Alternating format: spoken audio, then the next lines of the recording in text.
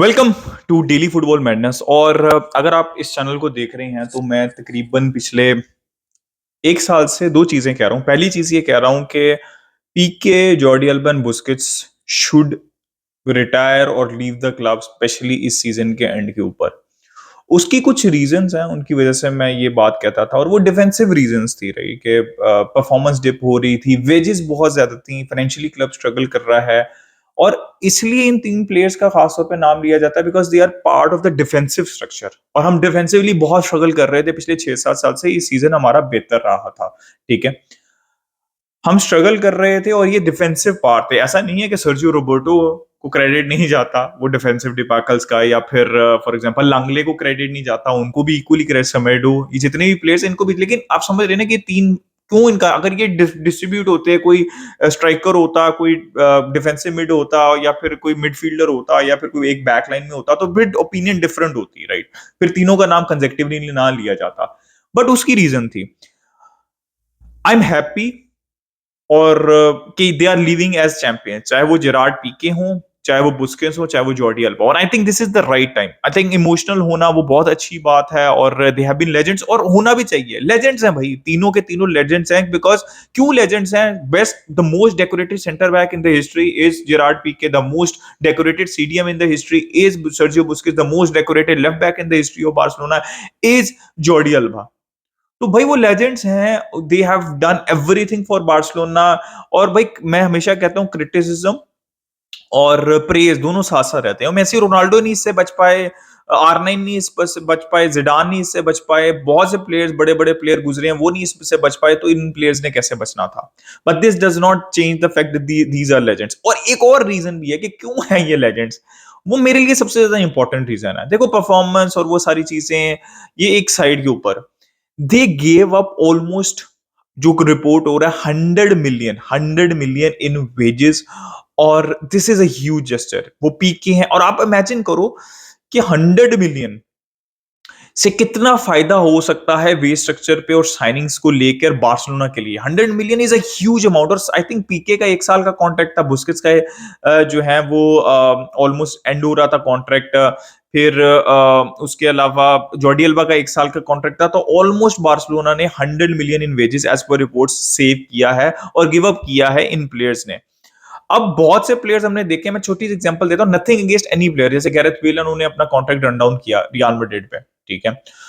अम, ऐसा नहीं है कि प्लेयर्स का हक नहीं है, हर प्लेयर का हक है भाई, उसको कॉन्ट्रैक्ट दिया गया, वो उसका जेस्चर है कि वो इस तरह करना चाहता है या नहीं करना चाहता, ये उसका जेस्चर है। और इट्स इनक्रेडिबल, मुझे बहुत कम एग्जांपल्स इस तरह मिलती हैं। That's why it's called more than a club, Barcelona more than a club. Because तीनों के तीनों कैप्टन्स और एक ही सीजन के अंदर ये जेस्चर दे रहे हैं बार्सिलोना को। उसकी रीजंस डिफरेंट हो सकती हैं, मैं उसके अंदर नहीं जाना चाहता, लेकिन it's an absolutely a massive gesture from these three legends. Or I will always, matlab I will always remember them. We should always remember them for what they did as players. But this gesture is bigger than everything because they are helping, they are going out of their way to help Barcelona financially. तो ये बहुत बड़ा gesture है। वो पैसे, I know कि वो पैसे कमा लेंगे, सऊदी लीग में खेल लेंगे, कहीं और MLS खेल लेंगे, इससे ज्यादा पैसा कमा लेंगे, लेकिन छोड़ता कोई नहीं है। अपने आप को टेंशन देख के हमने कोई और क्लब ढूंढना है, हमने मूव आउट करना है, ये करना वो करना है, फैमिली सफर करेगी। बहुत कम लोग हैं जो ये करते हैं। तो एब्सोल्युटली ह्यूज। और लोग कह रहे हैं कि जॉर्डी अल्बा को रुकना चाहिए था। आई थिंक वो वेज कट लेके डिस्ट्रीब्यूट करके रुक सकते थे, लेकिन भाई हमें रिस्पेक्ट देनी चाहिए डिसीजन को, कि वो नहीं, वो ला लीगा जीते हैं, वो हाई के ऊपर एंड करना चाहते हैं। बुस्केट्स का सेम केस है, पीके उस टाइम पे चले गए, बहुत अच्छा डिसीजन लिया, क्योंकि वो पर्सनल इश्यूज उनके चल रहे थे, उसके अलावा परफॉर्मेंस भी क्रिटिसिज्म आ रहा था। तो आई थिंक वो best decision at that point जो उन्होंने लिया। और अब देखिए, आप सोड़े सुकून के अंदर अपनी वो जिंदगी गुजार रहे हैं। तो हमें रिस्पेक्ट देनी चाहिए। तीनों लेजेंड्स हैं, एब्सोल्युटली मैसिव जेस्चर। जैसे मैं बार बार कह रहा हूं, बहुत कम मसाले मिलती हैं आपको एक ही सीजन में 3 प्लेयर इस तरह करके चले जाएं एक क्लब के लिए। तो this is absolutely massive and I have huge respect for these 3 players. अब एक और बात हो रही है कि क्या ये तीन, या बुस्केट्स और जॉर्डी अल्बा का जो डिपार्चर, स्पेशली पीके से तो नहीं, आपको पता है, इट्स वेरी वेल डॉक्यूमेंटेड के एंड पे जो है वो ताल्लुका थोड़े खराब हो गए थे मेसी के। लेकिन क्या जॉर्डी अल्बा और बुस्केट्स के जाने से मेसी के रिटर्न के ऊपर इफेक्ट होगा? अगर आप मुझे 1 साल से देख रहे हैं, तो मैं, आप मेरे से पूछते हैं कि यार बारसा फॉरवर्ड, वे फॉरवर्ड कैसे है जाएगी मेसी के आने से, तो मैं उसका एक ही आपको सोल्यूशन बताता था। उसका सॉल्यूशन ये मैं आपको बताता था कि Busquets, Jordi Alba, Piqué should leave and you can't have like 6-7 veterans in a team, तो फिर तो आप वे फॉरवर्ड है ही नहीं ना। अब जैसे ये तीन प्लेयर्स, और आपको पता है बैकड्रॉप पे सबको पता है कि इन तीन प्लेयर्स का जाना जरूरी था अगर मेसी ने आना है या इवन इका गुंडोगन ने भी आना है। तो this is actually what happened, जो मैं एक साल से कह रहा हूं, and this is only viable solution जो कि मेसी के आने का था। अब बारसा बैकवर्ड्स नहीं जाएगी, बारसा फॉरवर्ड ही जाएगी, बिकॉज मिडफील्ड के अंदर आपके पास अब वो प्लेयर्स हैं जो लालीगा जीत चुके हैं, एक्सपीरियंस और यंग भी हैं। बैकलाइन अब देख लें आपकी यंग है, एक्सपीरियंस है, लालीगा जीत चुकी हुई है। अब आपके पास वेटरन्स कौन कौन से रह गए हैं? टेस्ट एगन को आप काउंट कर सकते हैं एज अ वेटरन, ठीक है, बहुत सालों से वो क्लब के अंदर है।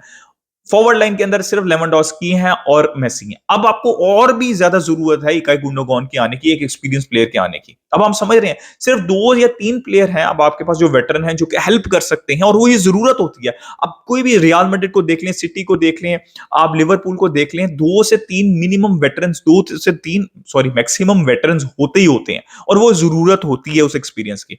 तो I think this is now a perfect situation for Barcelona. Wages कम हो गए, सिर्फ एक प्लेयर है मेसी, सॉरी फ्रैंकी डियोंग, जिनकी वेजेस हैं, और बारसा को उनके साथ निगोशिएट करना, बाकी सब प्लेयर्स की वेजेस अंडर कंट्रोल है। और इवन मेसी की 13 मिलियन नेट रिपोर्ट हो रही है, जो कि पीनट्स है भाई। He still the best player in the world. वो टॉप 3 के अंदर आएंगे, जीते ना जीते बैलन डोर। आप जाके देखें कि सिटी कितनी वेजेस दे रही है, आप जाके देखें पीएसजी कितनी वेजेस दे रही है अपने प्लेयर्स को। 13 मिलियन नेट मेसी जैसे प्लेयर के लिए, जो कि इतना रेवेन्यू 230 मिलियन का रेवेन्यू रिपोर्ट हो रहा है, वो लेके आएंगे। इट्स पीनट्स, ठीक है। उसके बाद आपकी इन 3 प्लेयर्स की वेजेस खत्म हो चुकी हैं, तो ये बहुत आपको हेल्प देने वाला है। और I think now is the time. मतलब वो जॉर्डी अल्बा, जो अंदर बात हुई है मेसी, जॉर्डी अल्बा, बुस्केट्स की, वो तो मुझे नहीं पता, but I think it should not be connected. उनका टाइम अप हो चुका है। They are living on a high. Messi should also live on a high. उनको उसके बारे में नहीं सोचना। वो लालीगा जीत के एज ए हीरोज जा रहे हैं। मेसी को वापस आना है, बार्सिलोना अनफिनिश्ड बिजनेस है। वो लालीगा जीते हैं, चैंपियंस लीग जीते हैं, तो वो तो आइसिंग ऑन द केक है, but he should leave as a champion, चाहे वो लालीगा हो चाहे वो चैंपियंस लीग हो, ठीक है। तो मेसी की का जर्नी अभी खत्म नहीं हुई। He has won everything, completed football, but Barcelona के पर्सपेक्टिव से बता रहा हूं कि वो लिंक नहीं होना चाहिए जॉर्डी अल्बा और बुस्केट्स। और now is the perfect situation to be very honest कि मेसी बार्सिलोना आए। और मेसी, बार्सिलोना को मेसी की जरूरत है, बिकॉज सारे वेटरन्स जा चुके हैं, सारे वेटरन्स जा चुके हैं, और you need a performing veteran, जो कि लेवेंडोस्की और मेसी हो सकते हैं। सो क्या this is my opinion. I think Messi to Barcelona should be close, right? Or do let me know your opinion regarding these three legends and Messi situation in the comment section. Like, subscribe, share. Keep enjoying football. Until next time, it's a goodbye from me.